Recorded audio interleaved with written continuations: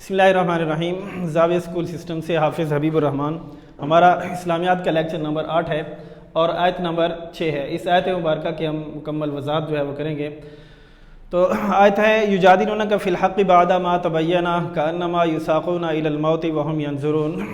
وہ آپ سے حق بات میں جھگڑا کرتے ہیں حق ظاہر ہونے کے بعد۔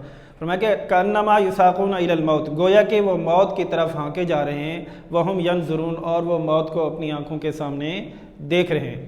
اصل کے اندر ہوا یوں تھا کہ آپ صلی اللہ علیہ وسلم غزوہ بدر کے اندر 300 صحابہ کرام کو لے کر جب مقام بدر کی طرف تشریف لے گئے تو ان کا جو مشن تھا، جو ٹارگٹ تھا، وہ تھا ابو سفیان کا تجارتی قافلہ۔ لیکن ایسا ہوا کہ تجارتی قافلہ جو ہے وہ نکل گیا اور سامنے جو ہے وہ 1000 کا جنگی لشکر ابو جہل کی قیادت میں سامنے آ گیا۔ تو اب چونکہ یہ جنگ کے ارادے سے نہیں آئے تھے، ان کا مقصد تھا تجارتی قافلہ، اور اس تجارتی قافلے کو کنٹرول کرنے والے صرف 40 آدمی تھے۔ تو یعنی ان کے نزدیک وہ ٹارگٹ جو تھا وہ بڑا آسان سا تھا۔ جب 1000 کا لشکر سامنے آیا تو اب رائے جو ہے وہ بدل گئی۔ کچھ لوگ ایسے تھے جنہوں نے آپ صلی اللہ علیہ وسلم کو یہ رائے دی کہ یا رسول اللہ صلی اللہ علیہ وسلم، چونکہ ہم جنگ کرنے کے ارادے سے آئے نہیں تھے، ہمارا مقصد جو تھا وہ تجارتی قافلہ تھا، اب چونکہ جنگی لشکر سامنے آ گیا ہے تو لہٰذا ہمیں ان سے جنگ کرنے کی ضرورت نہیں ہے، ہم اس پوزیشن میں نہیں ہیں کہ ہم ان سے جنگ کر سکیں۔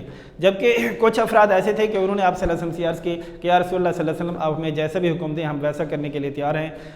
تو اس موقع پر اللہ تبارک و تعالیٰ نے ناراضگی کا اظہار فرمایا تھا کہ جب اللہ کے نبی نے تمہیں حکم دیا، جنگ کرنے کے لیے نکلنے کا حکم دیا، تو اب چاہے سامنے ابو سفیان کا تجارتی قافلہ ہو یا ابو جہل کا جنگی لشکر ہو، تمہیں بہر صورت جو ہے وہ اطاعت کرنی ہوگی۔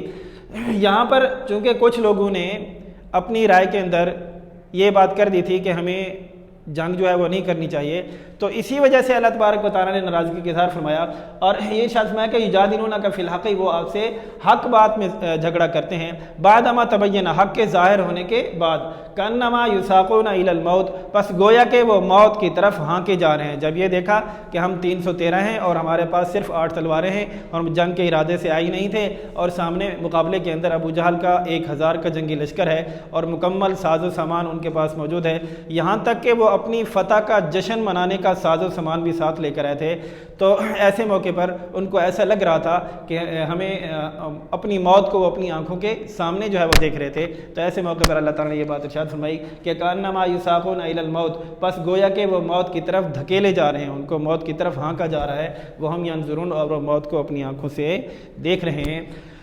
تو اس آیت مبارکہ کا ترجمہ بھی ہے وہ لوگ حق بات میں اس کے ظاہر ہونے کے بعد تم سے جھگڑنے لگے، آپ صلی اللہ علیہ وسلم سے وہ جھگڑنے لگے، گویا کہ وہ موت کی طرف دھکیلے جاتے ہیں اور اس کو وہ اپنی آنکھوں سے دیکھ رہے ہیں۔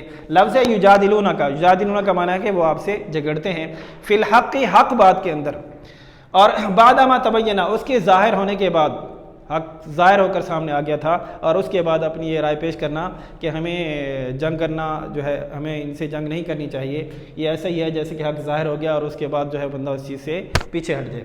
میں کہ کانما، گویا کہ یساقون، وہ ہانکے جاتے ہیں الی الموت، موت کی طرف، وہم ینظرون، اور وہ لوگ موت کو اپنی آنکھوں کے سامنے دیکھ رہے تھے۔